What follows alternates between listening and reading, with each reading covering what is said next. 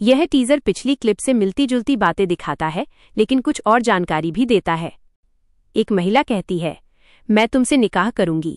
एक अन्य महिला खुशी से कहती है, हाँ, मैं भी बहुत खुश हूं अम्मी, मेरी सास जो बन गई है। कोई कहता है, खुशी और मेरा तो दूर दूर तक कोई वास्ता नहीं है। फिर फिजाद से कहा जाता है कि ये बात जानती थी ना तुम फिजाद। यहीं से पता चलता है कि उसके पास फैसला लेने की शक्ति, डिसीजन पावर नहीं है। कोई महिला आत्मविश्वास से कहती है कि इस घर में रहने वाले लोगों के दिल का हाल जानने के लिए मुझे शब्दों की जरूरत नहीं है।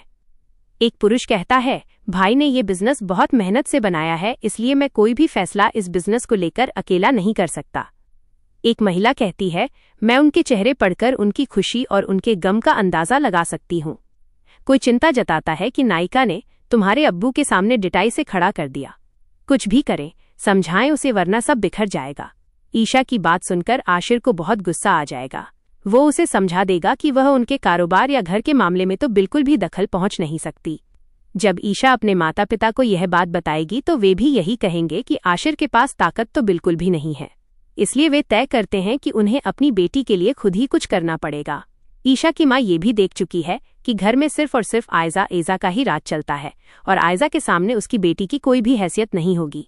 दूसरी तरफ आयशा की माँ उसे बताएगी कि किस तरह इन्नाया अपने बाप के सामने खड़े होकर इनकार कर चुकी है।